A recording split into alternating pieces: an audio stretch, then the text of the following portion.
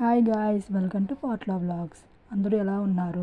ఇలా మనకి ఇంట్లో ఏ బ్యాటర్ లేనప్పుడు ఇన్స్టెంట్గా పుల్లటి రెసిపీ చేసుకుంటే చాలా టేస్టీగా బాగుంటుంది. దానికోసం పెద్దగా ఏమీ పదార్థాలు అవసరం లేదు. పుల్లటి మజ్జిగ ఒక 2-3 అవర్స్ ముందు చేసుకుంటే పుల్లగా వస్తుంది. 1 కప్ రైస్ ఫ్లోర్ యాడ్ చేసుకోవాలి, 1 కప్ రాగి ఫ్లోర్ అండ్ 1 కప్ గోధుమ పిండి wheat flour and 1 cup Sujji రవ్వ అండ్ లాస్ట్గా మైదా 1 కప్.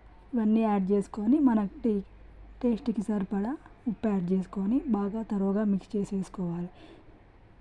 సో మనకి బ్యాటర్ అనేది వీడియోలో ఉన్న విధంగా ఉంటేనే చాలా బాగుంటుంది. తర్వాత ఒక 1/2 టీ స్పూన్ జీలకర్ర యాడ్ చేసుకొని మిక్స్ చేసేసుకోవాలి. ఒక ప్యాన్ తీసేసుకొని ప్యాన్ మీద ఆయిల్ అప్లై చేయొచ్చు, లేకుంటే నార్మల్గా నాన్ స్టిక్ అయితే ఇలా బ్యాటర్ని పోసేసుకోవాలి. తర్వాత ఆయిల్ పైన అప్లై చేయాలి. సో ఇది అనేది మనం మీడియం ఫ్లేమ్లో పెట్టి వేసుకోవాలి. సో చాలా బాగా ఉంటుంది, క్రిస్పీగా కూడా వస్తుంది.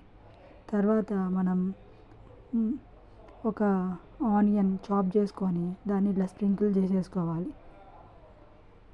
అండ్ గ్రీన్ చిల్లీస్ కూడా ఇట్లా పైన స్ప్రింకిల్ చేసుకోవాలి.